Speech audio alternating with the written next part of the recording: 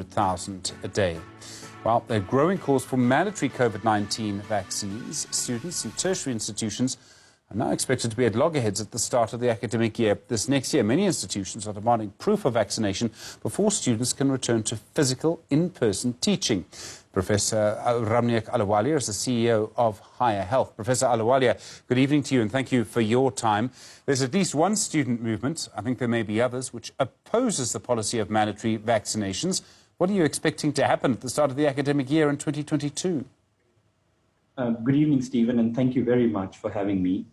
Stephen, definitely, our post-school education, which is higher education system, is quite big in its size and its levels. So we got universities, we got technical and vocational colleges, we got community education colleges. And what Higher Health has advised, and we absolutely watching the space with certain senates and councils and universities are taking the decisions of what we call it as regulatory vaccination program. And on the other side, we're also hearing the student command councils or student representative councils leadership also somewhere opposing the whole mechanism of or the timing of the mandatory vaccination program. The reality is we have put some structure together for every institution before they move into something called regulatory vaccination program. There are a number of factors we need to look into before we take a decision called mandatory vaccination. And that is exactly where most of the universities find themselves. And gradually you will see the technical vocational colleges and the community colleges. Stephen, the reality is that these institutions were built as contact learning. For the last 1.5 years, 2 years, we've done something called 70% teaching via remote learning, which is online learning, and about 30% contact learning.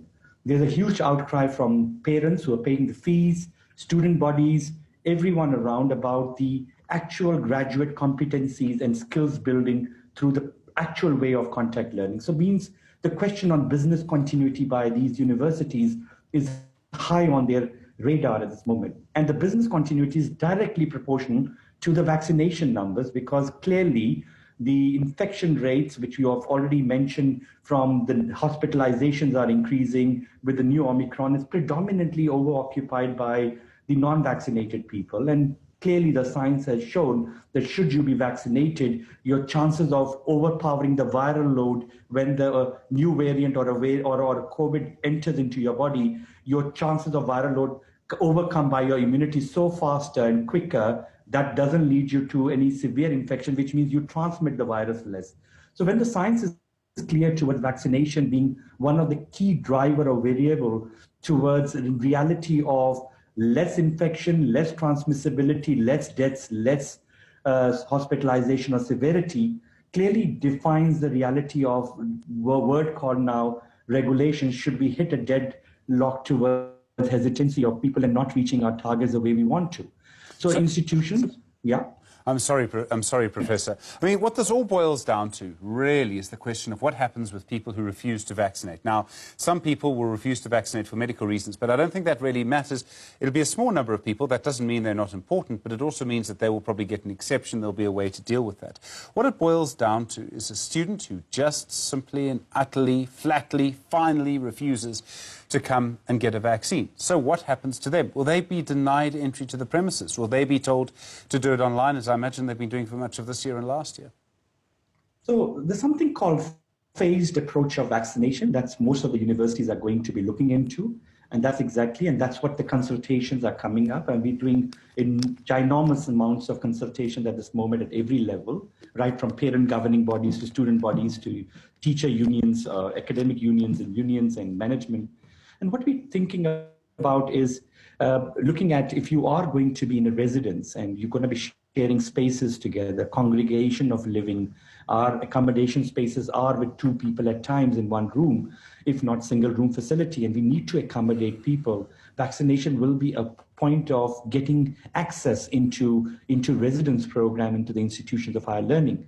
Faculties like health sciences, where the exposure rate is quite high from the student taking the virus to a very vulnerable patient, is going to go into considerations of early mandatory vaccination in those structures of high vulnerability populations, including will go towards people. So it will be also in the phases that it can be in the way these institutions are structuring is the classrooms will be of vaccinated people, where there will be a hybrid mechanism for people who are not vaccinated to still continue somewhere online platforms till they are making the decisions towards vaccination. So there are a lot of modeling that work is being done to accommodate the non-vaccinated people and putting a less exposure of non-vaccinated people versus the vaccinated people in the same classroom, or to the vulnerable academics who are far higher age group. And there might be also student community with comorbidities. We need to be very sensitive and careful,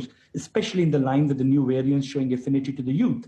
So I think we have to keep all this 360 dimensions before every step of word regulation starts coming in picture. Sure. Professor, let me make this prediction, okay? This is just my prediction, Stephen Critters' prediction, no one else's. But at the beginning of every year, academic year for the last, well, for a very long time, we've had a form of student protest. Some of them has been as big as what we saw in 2016. Most of them have been smaller than that. In the end, they usually come down to the question of financial exclusion. They come down to fees. Now, those protests happen on campuses and at the entrance to campuses. And I would make this prediction. If I were a student organisation opposed to mandatory vaccination, I would join those protests when they start next year. And you could end up having not anti-vaccination protests, those are something else. You could have anti-mandatory vaccination protests on your campus. And people saying, I've paid, I've passed, I have a right to be in class even though I'm not vaccinated. Are your campuses ready for that? It's going to be a very difficult situation to manage. Stephen, one thing is for sure, from Higher Health, from our side, we've been having a continuous dialogue with the student representative councils on routine basis. And and one thing is for sure, every SRC president I have met actually respects vaccination and is pushing the angle of vaccine promotion at this stage. And they are agreeing with us to say at what stages of our vaccination promotion and education if we do not meet our targets, is the question on the word regulations we talked about. So there is something that the sensitization part with the leadership and the awareness of the need of vaccination is a consensus that still exists. What doesn't exist for now is exactly your point on when to put, if we have to put the mandatory word or the regulatory word. Maybe, Stephen, you're absolutely right, and you're right. This happens every year on financial exclusions, as well as fees must fall, and there are many more examples of student protests that do hamper our academic year. And this is a possibility, and I would not deny, but for now, there is a consensus on the importance of vaccination. And once you have a consensus among the majority of the population together, including the leadership, then there is a question on how do we proceed with them. So we are walking with them towards the vaccine promotion project. And there will be with them a time where we will hit a deadlock to say, what do we do at that moment? And that is the time when we'll collectively make the decision as a sector on mandatory. Currently, the sector has not made a decision on anything called mandatory vaccination. Yes, the sector has talked into openness on consultations towards, should we not achieve our targets, this is a route.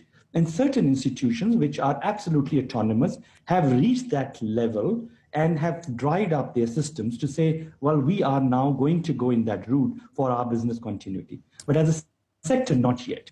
Professor Ahluwalia, it's a difficult decision, difficult series of questions to match. Thanks very much indeed. Professor Ahluwalia is the CEO of Higher Health. In a moment, we'll speak to the African Transformation Movement